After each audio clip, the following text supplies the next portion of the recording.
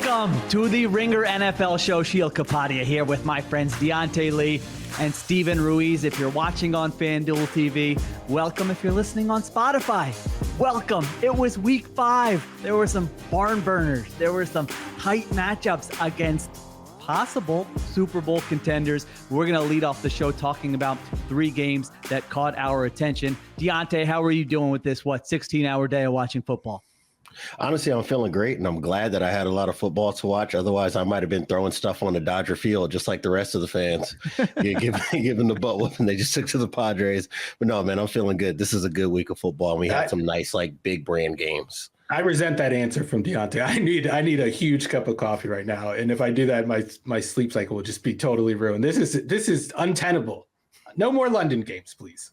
Well, only 3 this season. The day started with the Jets in London losing to the Minnesota Vikings, and it ended with the Cowboys beating the Steelers. We're going to start with that game. Cowboys-Steelers. Cowboys string together a 70-yard touchdown drive late in the fourth quarter. Dak Prescott finds Jalen Tolbert, who 90 seconds earlier could not walk, and then he does a fantastic job not creating offensive pass interference, gets open for the game-winning touchdown. Cowboys win that game 20-17.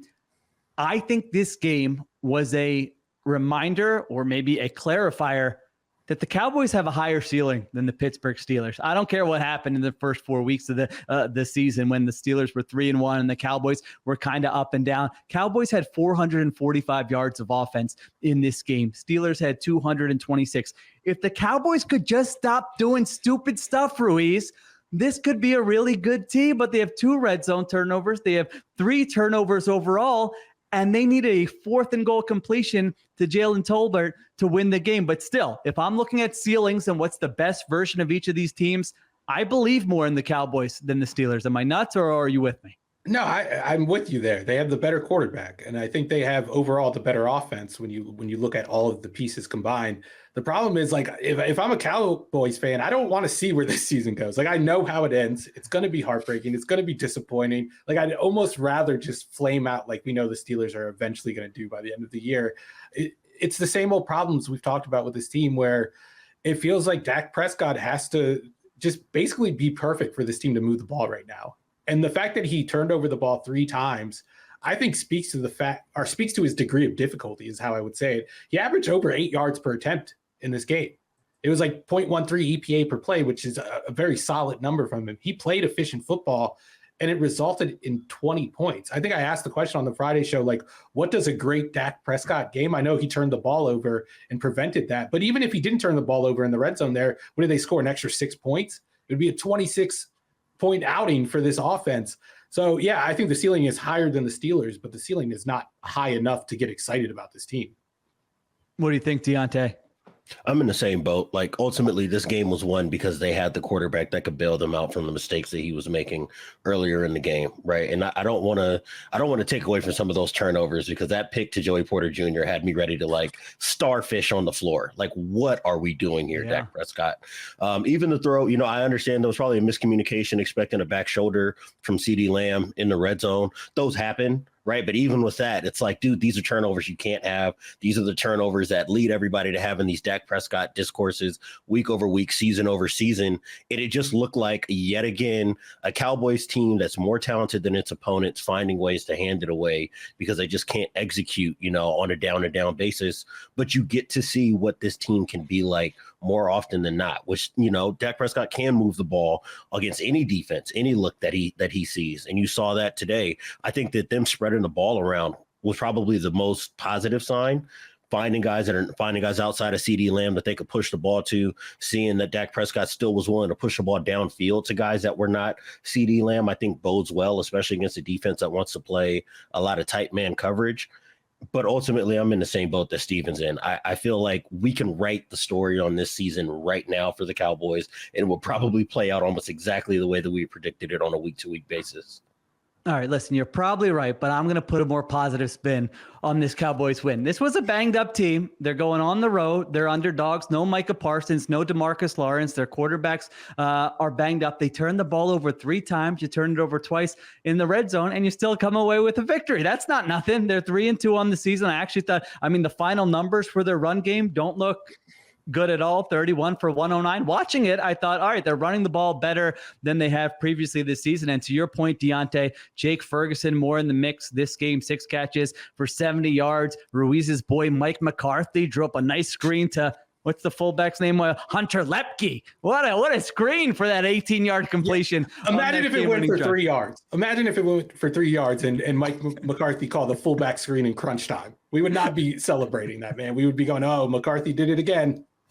But it didn't. It went for 18, and you just went to dial up Lepke's number there. So, a part of this is the old adage that you just kind of stay in the mix until Thanksgiving or after Thanksgiving or whatever it is. And that's kind of what the Cowboys are doing. You just, if you can stack up some wins here in a very winnable NFC East and an NFC that's totally wide open, I think you have a chance. Now, on the other side, the Pittsburgh Steelers, that offense, I don't know how you can win big with that offense. Like, I admire them for being gritty and being in every game, and they're playing Tomlin ball and they're doing all that, but 226 yards of offense. They had 4 completions in the first half. What we're going to do for this segment is, at the end of each game, we're going to talk about, do we believe each team is a contender? So let's go with the Steelers, and we're defining contender. This isn't some vague, YouTube segment where what do they mean? But no, contender means this team can get to the Super Bowl. It doesn't mean you're predicting them to get to the Super Bowl, but in your mind,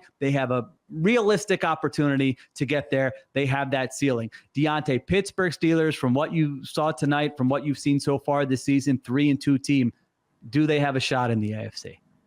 They could be 5-0 right now, and the answer is no. And I'm probably the one guy on this show who has probably been most ardent with Justin Fields looks better. He's a grown up in the pocket, and he has done a pretty good job of playing smart football, especially if you're grading him on the Justin Field curve of years prior. But still, it's just so clear that there is nothing this offense can do to find explosive plays outside of wishing, that George Pickens comes down with 3 or 4 one-on-one balls a game. Outside of that, they haven't been able to run the ball. This would have been a great week for us to see them be a little bit more creative, find ways to attack the edge, especially when Michael Parsons and DeMarcus Lawrence are not there. That they don't have a good defensive interior. And this is a team that has spent a lot of its draft capital on trying to build up an offensive line, and one that I think should be able to mash a team like this. So the fact that they couldn't, the fact that they are playing the exact same football game we've seen from them week over week, it's concerning. And I don't think that there's a way for me to consider them a contender outside of them having maybe the greatest sack and interception year that I've seen since the 2015 Broncos, basically, for me to think that this team could contend at that kind of level. Yeah, I agree. I'm in the same boat. I don't need to repeat too much with the Steelers. I think they'll pull off some upsets. They'll win some games you don't expect them to win. TJ Watt will have some takeover games. Minka Fitzpatrick, Joey Porter, they'll play ugly. There'll be bad weather. They'll win. But I just don't take this team seriously as a contender in the AFC. Ruiz, you in the same boat with us? Yeah, absolutely. Justin Fields does look better, but that just speaks to how far behind he was in his development in Chicago. 15 for 27 for 131 yards. That's a Bo Nix stat line. I'm sorry. I can't see that team going to the Super Bowl. All right. We're all in the same. And I'm with the Cowboys. I think I know what's probably going to happen. It's been 27 years since they've gotten out of the divisional round. But if you're just asking me on paper, if you did a thing where you took away everyone's face and took away the names of the teams and just said, this model of a team that I'm putting in front of you, can they get to the Super Bowl in the NFC? I'm actually going to put them as a yes right now. Diante, yes or no for the Cowboys after 5 weeks? As long as they have Dak Prescott, especially looking at the rest of the NFC, I would say that they do have a shot to contend for a Super Bowl. We could very easily be talking this time in November, and they might be, they could be one of the top 3 seeds in the NFC, right? And contending maybe for the number 1 seed in the NFC because they have a quarterback that allows them to access that kind of ceiling. But again, you can't, when the margins are as slim as they are for this team, it reminds me a lot of watching the Rams. The Rams obviously have their own talent deficit problems that I think expose it a little bit more. But when you watch the Cowboys, it's just so clear. It's not about Mike Zimmer and adding different pieces to this defense and different looks to this defense. It's not about whether or not they have enough pass catchers. This all comes down to, is Dak Prescott playing like an MVP or not? And anytime a team has to exist on a binary that defined, I'm not comfortable saying that they're going to make it. I just know that they're capable of doing so because they have a quarterback that can play like an MVP. I just got to say, what Cowboys team have you guys been watching over the last 5 weeks? This team has no shot in hell of making the Super Bowl. I would bet my life savings that they're not going to make the Super Bowl. Maybe I'll regret that soundbite in a couple of months, but I doubt it. It's just too hard. It doesn't ever look this hard for a Super Bowl level offense, and we already know the problems that defense has. Like, you have to have an elite offense or an elite defense to make a Super Bowl. And the Cowboys, I just can't envision them having either of those things right now, especially in comparison to the rest of the teams in the NFL. Like, could you imagine this Cowboys team beating San Francisco in San Francisco? No, it would never happen. We've the San Francisco, the story stops there. Yeah, I just had a chance. Yeah, in my head, it's like, could they be playing in the divisional round? Because if you're playing in the divisional round, then maybe you have a chance to get to the Super Bowl. You only have to win 2 games. But your point is correct that this is not the best Cowboys team we've seen of the recent Cowboys teams, and those Cowboys teams failed to even make it past the divisional round. So it's probably a no. All right, let's take a break. We come back. We'll talk about what might have been the game of the year.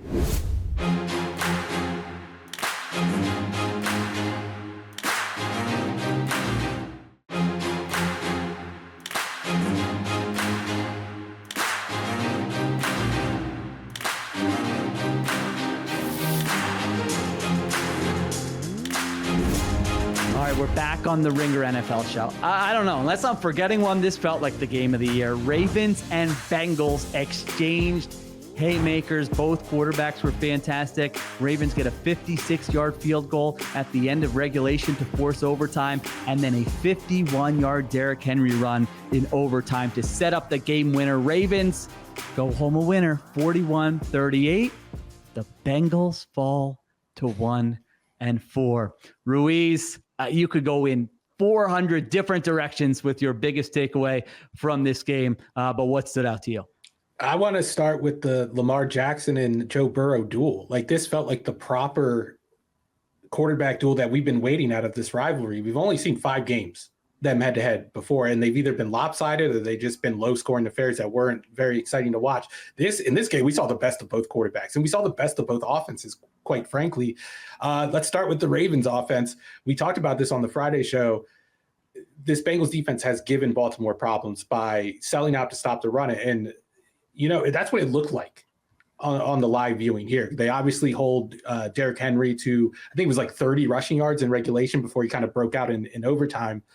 And in the past, that would be, the end of things for Baltimore's offense if they couldn't run the football. But it wasn't, because we saw a new Lamar Jackson, and we've seen this Lamar Jackson for the past year plus.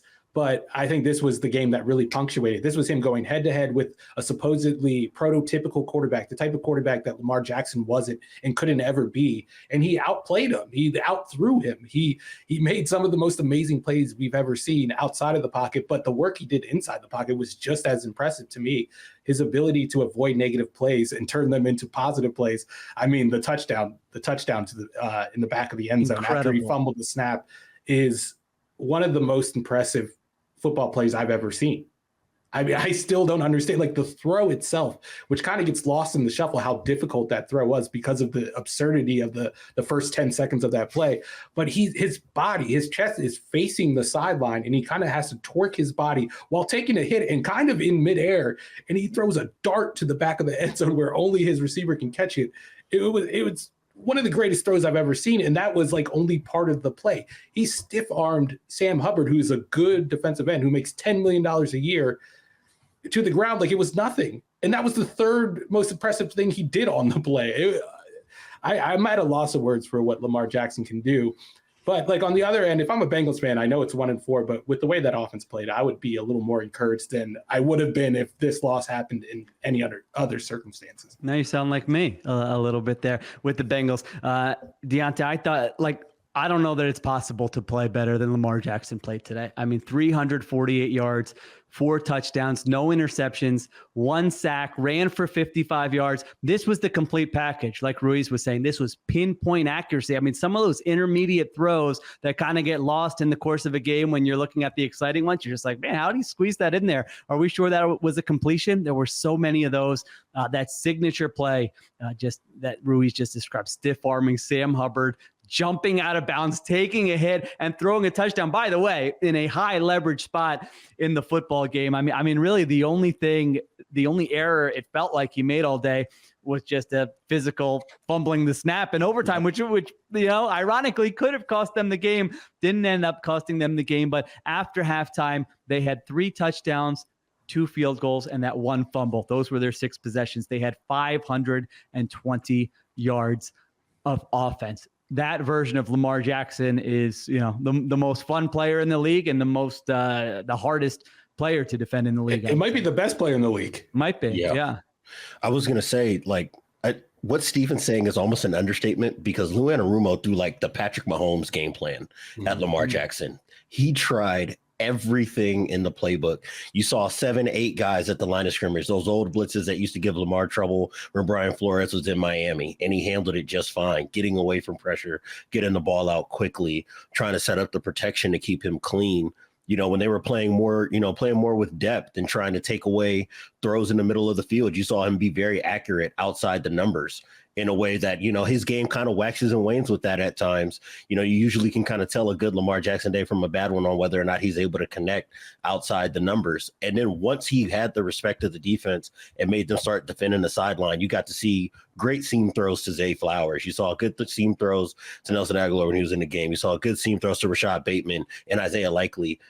And that, to me, what really underscores it is the fact that Cincinnati so clearly came in committed to taking away Derrick Henry. And the game was going to be won with Lamar Jackson from the pocket. And you see what he does to manage a pocket. And there's really only 2 other guys that can even have that. You can even have that conversation with being better or as good as he is. And when he's at his peak of his powers like he is today, like Steven said, that's the best player in the NFL, the most dynamic player in the NFL, and maybe the hardest one to stop. He had the one play where he was scrambling to his left and the 2 defenders were on his right, chasing him, and he gave him a little fake, I'm coming back towards you. And they were terrified. It's incredible. It looked like a bad Madden glitch, like a bad animation in a video game. But no, he just juked the hell out of those guys that badly. And I know he ended up throwing away the ball, but that was one of the greatest and most exhilarating throwaways of all time. I had that in my notes. I go, this is the best incompletion. This is one of the best incompletions I've ever seen. That was incredible how he created that space. So, and he did avoid a negative play on it. So it wasn't there was no function to the play. Yeah, 1 sack all game. So I think this is a pretty easy one. Are the Ravens contenders? I mean, they look like one of the best teams in the NFL, as back-to-back wins over the Bills and the Bengals. Not saying it's perfect. They got some stuff to figure out defensively, obviously, but I don't even know how much more we need to say. I think we all probably agree that the Ravens are contenders, correct? Yeah, as long as they have number 8. I mean, I think it's time to start worrying about this defense. I think this was the game where it's okay, they miss Mike McDonald, because Mike McDonald used to have this offense in hell. He used to have Joe Burrow in hell, and Joe Burrow had no issue diagnosing what he was seeing when the Ravens got creative on 3rd down. I think at one point in the second half, they were 6 for 6 on 3rd down. Burrow had no problems dissecting what they did. I thought Burrow had a couple shaky moments in the first half, but in the second half, he was just lights out. Yeah, I mean, they were going up and down the field on this Ravens defense. And if you're a Bengals fan, this season stinks. Or if you're someone who said the Bengals are going to the Super Bowl, this guy right here, this season stings. Because if you would have told me after 5 weeks, they're 2nd in EPA per drive, they're 2nd in offensive success rate, they just put up 38 points against the Baltimore Ravens, I would go, oh yeah, Sheil, you nailed that prediction. Let's go, man. Bengals are going to the Super Bowl. Instead, they're 1-4. All 4 losses have been by a combined 15 points. They've all been 1 possession games, and now 1-4 is just a hard hole to dig out of. And by the way, I need to rip Zach Taylor here real quick for that overtime approach. You don't play for a 53-yard field goal. I know that teams are better at making 53-yard field goals, but Lamar Jackson fumbles the snap there. You take over on the Baltimore 38, run for no gain, run for 3, run for no gain. You park the bus. Don't park the bus. Go. You know how much money you're paying Joe Burrow. Ruiz just mentioned it. You know how he was playing. I know there's always a risk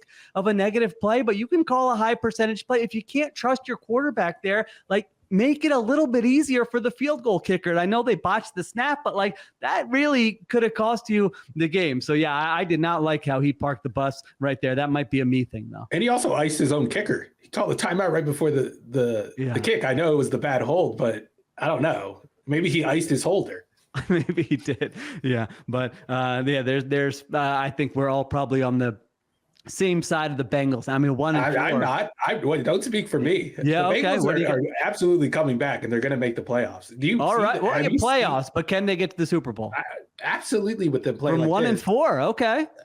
Look at their schedule upcoming. They're playing the Giants. They're playing the Browns. They're playing the Eagles. They're playing the Raiders. They have a rematch with the Ravens in like 5 weeks. That will be a fascinating game to watch. But then after that, the Chargers, the Steelers, the Cowboys, the Titans, the Browns, the Broncos, the Steelers, they can run the table in theory. And they're playing good football. You talked about the numbers on offense. They can just figure something out on defense. That's the problem. Something. Then I think they could definitely make the playoffs. And if the offense is playing like this, like you could go on a run. You can win 3 games in January with an offense that's playing at a level like this. What a role reversal. Diante, where are you at on the Bengals? Joe Burrow is playing the best quarterback of his life. Jamar Chase is more efficient than he was in 2021, and this team is 1-4. It's over. Can they? Sure, but it's over. Just how Stephen took his role with the Cowboys of saying, like, have you or have you not been watching that football team? I've been watching Cincinnati's defense. This is not a Super Bowl contending defense. It's not even close to a Super Bowl contending defense. And they sold out as many resources as possible to stop this run game. And this was probably their best showing against the run this season, or if not like in the top 1 or 2. And still, they can't keep teams from finding explosive plays. It doesn't matter who's in or out of the lineup. They're not able to get enough pressure. They had 7-8 guys at the line of scrimmage, like I said. They could not make Lamar Jackson uncomfortable in the pocket.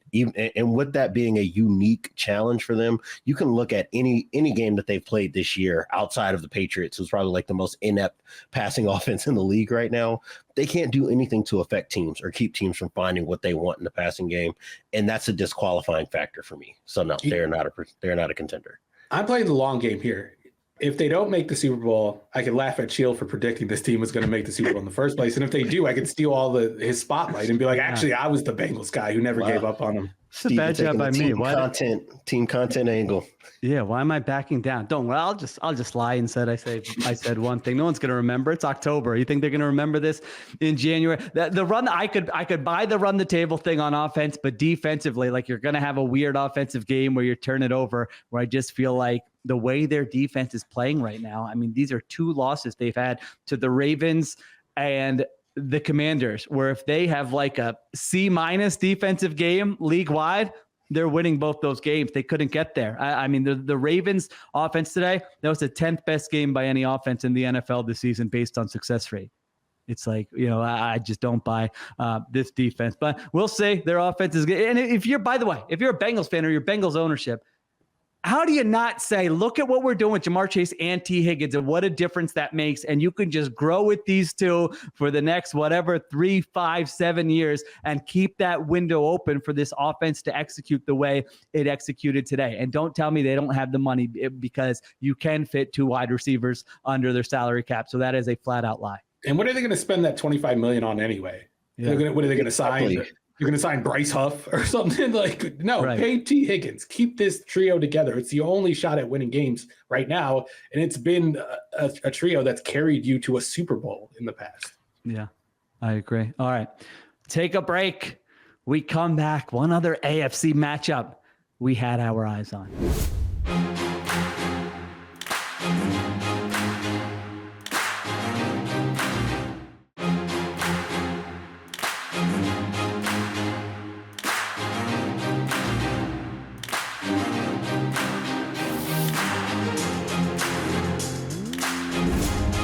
We're back on the Ringer NFL show.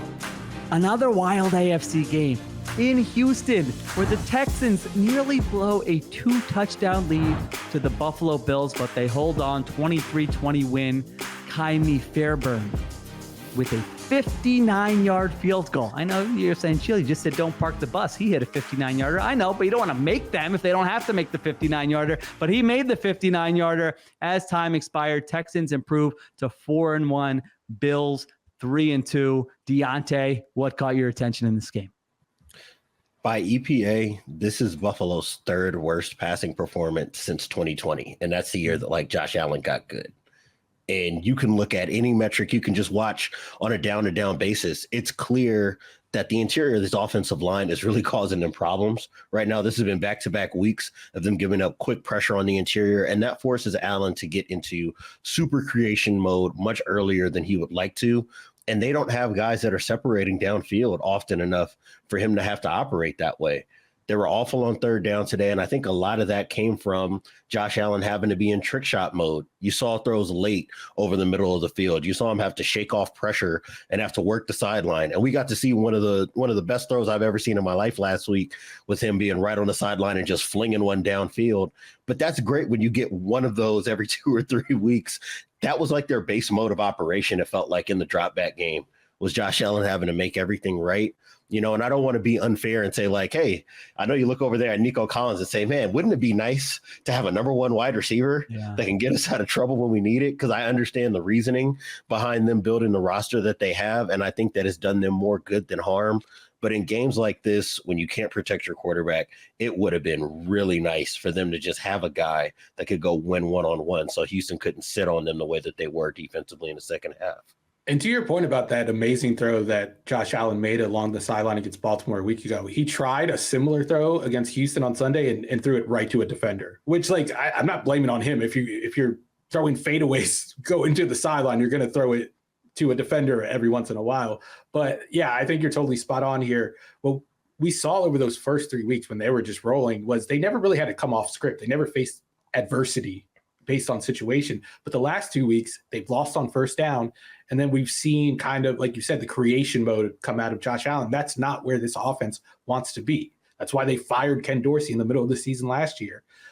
But it's going to be hard against good teams. And they have another good defense coming up that will be able to win on first down against them in the Jets on Monday night next week.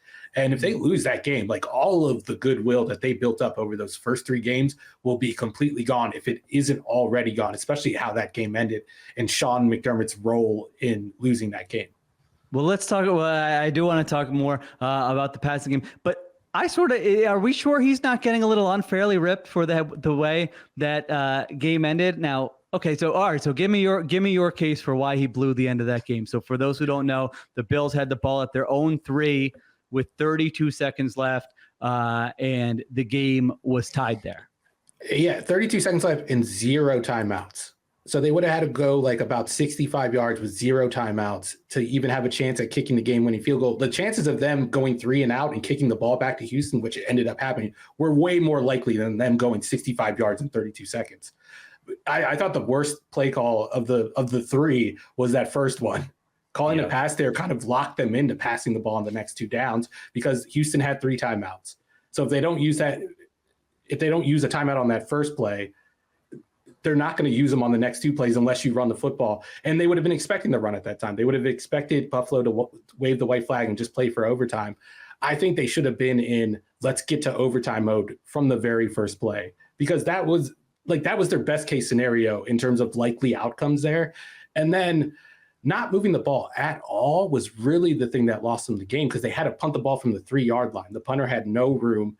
The protection unit had to hold their blocks a little bit more just to avoid a game-losing block. And that allowed Robert Woods to have one of the easier returns for like 10 or 15 yards, which put them in a position to just need one play to get into field goal range. I thought it was a terrible gamble on Sean McDermott's fault. And to his credit, he took the full blame in the post-game presser, but that doesn't make up for the fact that he did throw away a game here, in my opinion.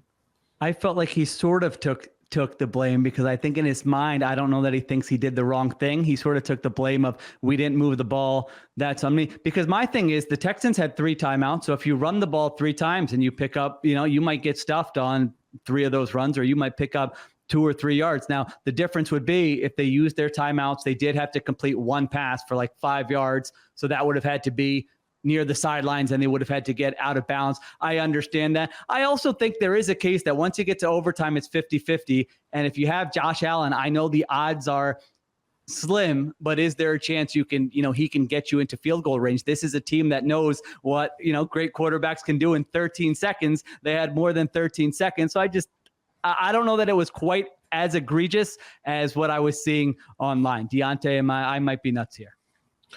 I would say I don't want to say it was egregious. I think I can understand the logic behind if we have the ball, let's take a chance at the win. The umbrage I take is that first down call.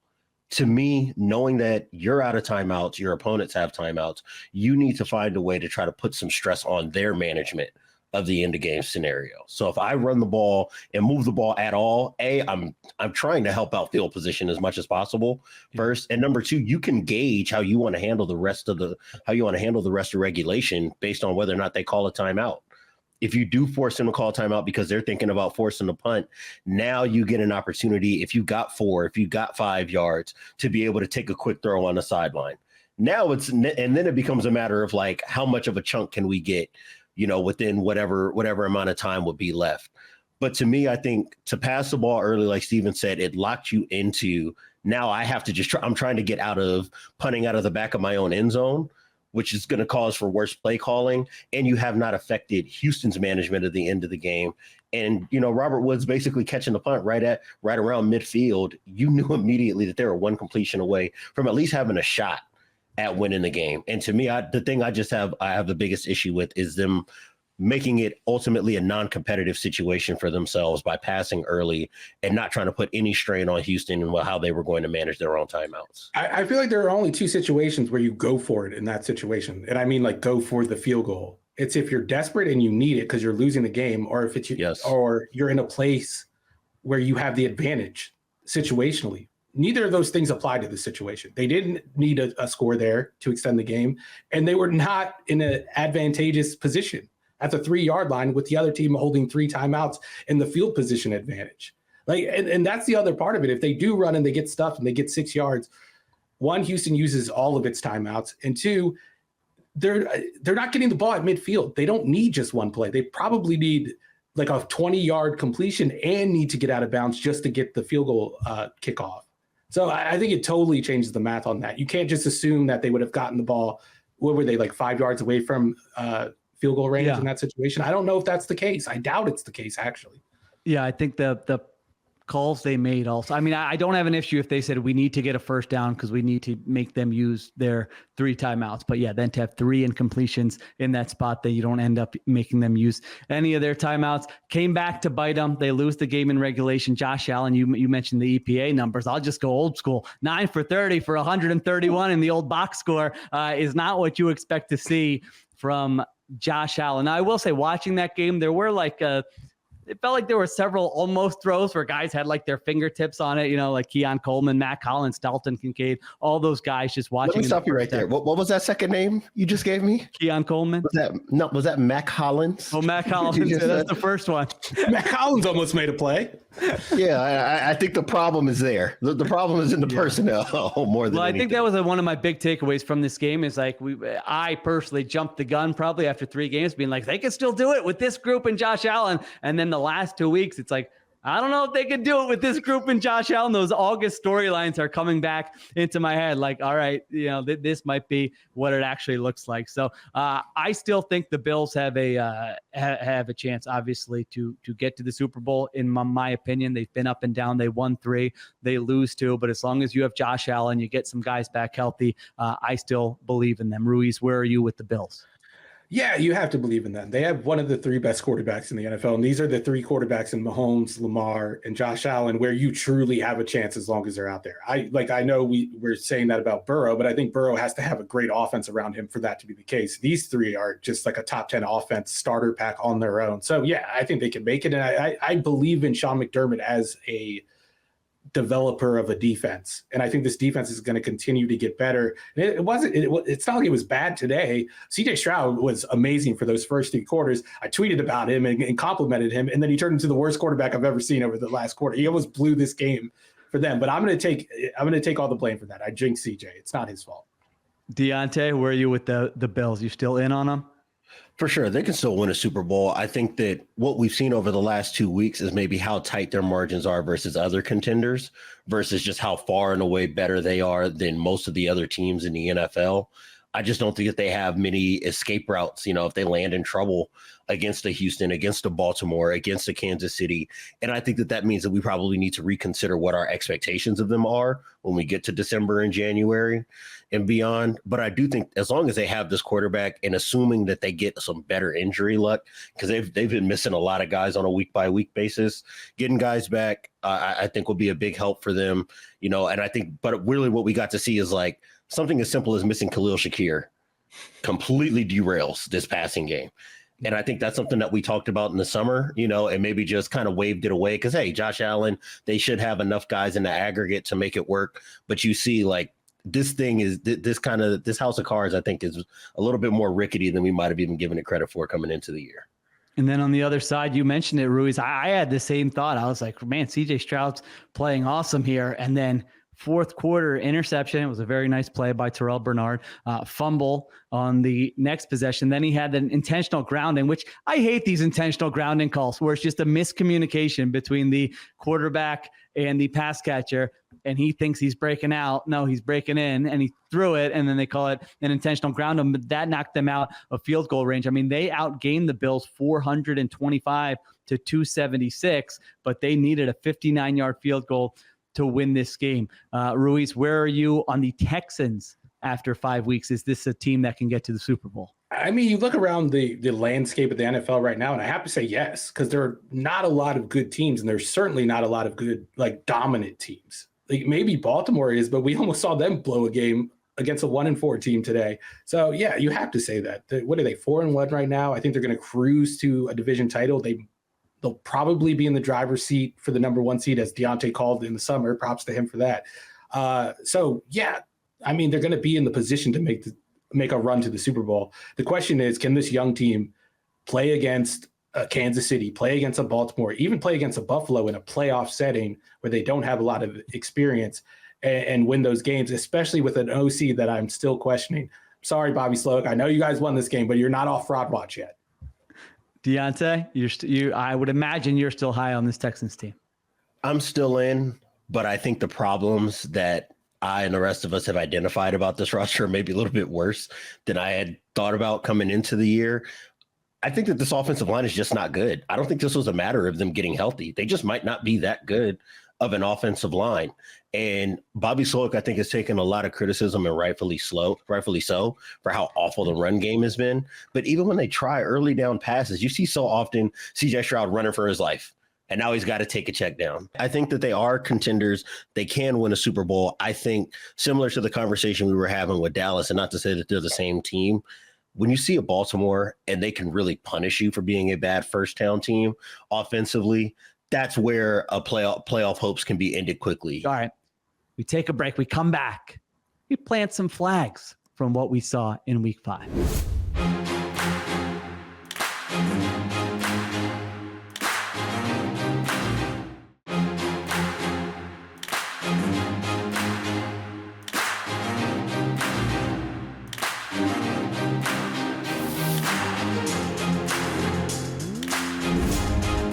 We are back on the Ringer NFL show. This is a segment we like to call Plant Your Flag, where we just plant our flags.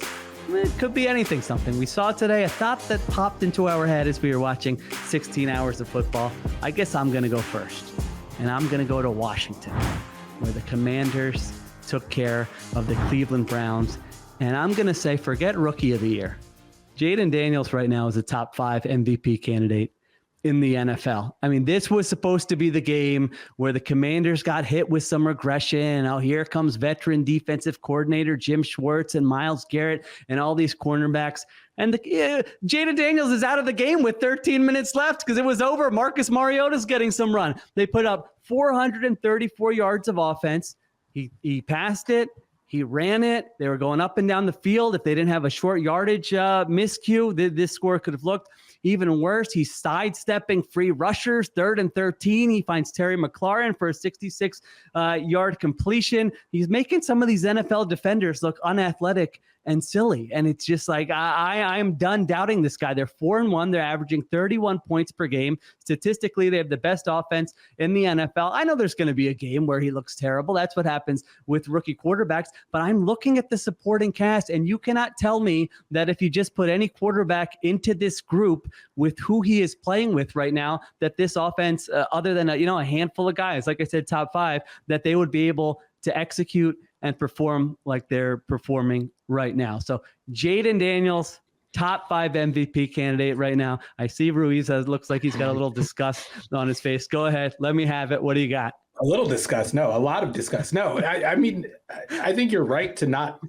doubt Jaden Daniels. I think all of the doubt is the infrastructure around it, which I think will eventually crumble. Like, I've seen a Cliff Kingsbury offense, and this isn't different from a Cliff Kingsbury offense. All of the numbers are basically the same as they were in Arizona in terms of splits and like how they move the ball, what they do on early downs compared to what they do on late downs. I think that's the worry. There's an expiration date usually on a Cliff Kingsbury offense. And when that comes, it's going to be tough to expect a rookie to be able to pull this offense through them. I think we all think that those times are coming eventually. And if they do, I will not blame it on Jaden Daniels. That blame will go directly on Cliff Kingsbury. But I mean, you said like this was supposed to be the game where he gets exposed.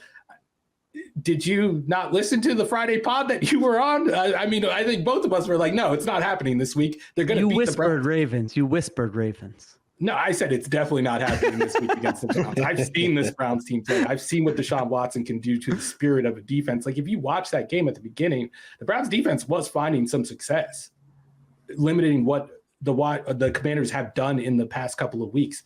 But then it eventually broke, and I just think you saw a team just give up and realize, we're not winning this game. I'm not going to try hard for this team that's going nowhere.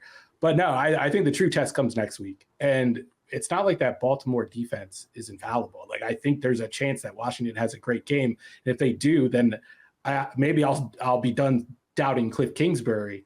But for now, that's my one concern. It has nothing to do with Jaden Daniels, because I think like he's proven he's a good player. He's a good football player. Yeah. I don't think he's like some advanced quarterback who's going through his progressions and doing all this thing that I think people are giving him way too much credit. Greg Olsen on the telecast was like, oh, he always passes, or when he scrambles, it's to pass. It's not to run. Like, historically, that is untrue.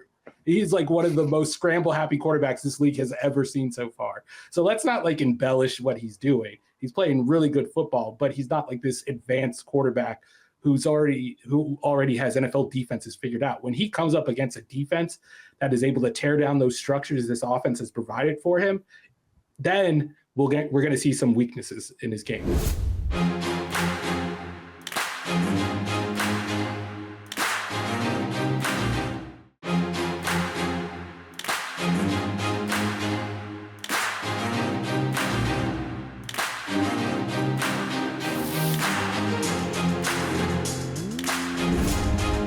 Ruiz, what do you got? What are you planting your flag on this week? I'm going to surprise a lot of people, and I'm going to pin this latest 49ers loss. They lose to Arizona 24-23. I'm going to pin it on Kyle Shanahan. And I'm going to say, I don't think Kyle Shanahan has been a top 5 offensive play caller this year. Like, I'm stripping all credit away from Kyle. You don't think he has been, or he has been? Oh, no, I don't think he has been. Wow. I think this is continuing a trend that we've seen over the last, I would say, month, where this team has fallen in love with the drop back pass and has forgotten the foundation of this offense, which is running the football, running that outside zone, setting up play action. You heard Tom Brady today, if you watch the broadcast, he was clamoring for more play action. And I don't take Tom Brady as a guy that wants to see like system style quarterbacking. He wants to see a guy go to the line, call the game from the line, and then, kind of spread it out and do a drop back passing thing. But he was asking for more play action. I have to agree with them. Jordan Mason was carrying the ball well. I know he fumbled the game away kind of at the end there, but he was averaging over 6 yards per carry. And Brock Purdy, despite the game script, which was in the 49ers' favor for much of this game, threw it 35 times while they ran it only a couple, like 24 times, and 8 of those were Brock Purdy scrambles. Like, they totally abandoned the run game in the heart of this offense. And I think that's happened throughout this year. If you look at the stats, how much they're throwing it. And I mean, I guess it's faith in Brock Purdy, which he has repaid in some ways, but I think it's also contributed to some of these losses that we've seen. The 3 losses that they've had were really avoidable if they just sit on the ball, run the ball, and run the clock out. I don't know about the Vikings game. That was a different story, but definitely the Rams and the Cardinals game. I'm putting those losses on Kyle more than I am like on Brock. Especially like Brock threw 2 interceptions that kind of turned the game, but they should have never been in that position to begin with. Yeah, they got outscored 14-0 in the second half in that loss to the Arizona Cardinals. Their last 4 possessions, interception, turnover on downs, fumble, interception. So the 2 interceptions were on Purdy. One got tipped. One, he was pressured a little bit, not a little bit, a lot. On the second interception, the fumble was Jordan Mason at the 8-yard line when they're going in to score. And then they had to go for it on 4th and 23 because their field goal kicker got injured. So that's it. Your take has my attention because I looked at this just going, this is like a weird random loss. Now they did just have one of these a few weeks ago against the Los Angeles Rams. That's 2 times now that they've lost games where they've had this season where they've had 10-point leads in the fourth quarter. So now they're 2-3 on the season. Diante, what do you think? A little randomness, weird stuff happening? Or I will say this about the 4th down where they had to go for it on 4th and 23. The reason why they were backed up so much is because Kyle Shanahan called a pass on 1st down and Brock Purdy took a sack. So they could have been avoided by establishing the run. He lost 9 yards. It wasn't like you couldn't tell Brock Purdy was in that mode, that like Josh Allen mode where I'm holding on to the ball forever. I don't care if I take a sack or not. I'm waiting for a big play to happen. And by the way, Kyler Murray outplayed him. Deontay, what do you got with the Kyle Shanahan take? To me, I don't hate it if you're just talking about it from a play calling perspective. I think this is a little bit of getting drunk on some of the high variant stuff that's worked out for them the first month of the year. I mean, if you look at it through 5 weeks, this is the first time since Kyle Shanahan's been there that they've been below 20% play action rate through, at this point in the season. And to me, that's shocking given the fact that they had Brandon Ayuk trying to get his rhythm back. They've missed Deebo Samuel at different points in time. They obviously don't have Christian McCaffrey, and the status on that is still kind of in question. And I think that they've been moving the ball much better than anybody would have guessed, given having a new guy in at guard and Dominic Pooney and an offensive line that I think everybody just keeps waiting for attrition to hit hardest, given Trent Williams' age. And they just not leaned on it at all. It's been concerning to me, I think, all season when I look at air yards per attempt and I see Brock Purdy first 1 week, second the next week, first the next week. And I think he's like top 5 overall again, despite the number being down compared to other weeks.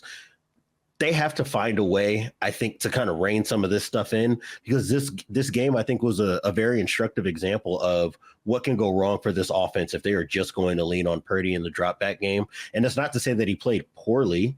I think outside of the bad sack that he took that basically kind of hamstrung him and the early interception, I don't put too much of this on him as much as Kyle Shanahan does have to find a way to protect his quarterback. And I think that, and this is kind of masked in all this, once again, and this is something I've been concerned about the whole way, even while I've been pounding the table for Fred Warner, this defense is not going to bail them out if they land in trouble, if they land in any kind of trouble at all. Thanks to everyone who has been watching on FanDuel TV. For more, check us out on Spotify or at Ringer NFL on YouTube or wherever you get your podcasts.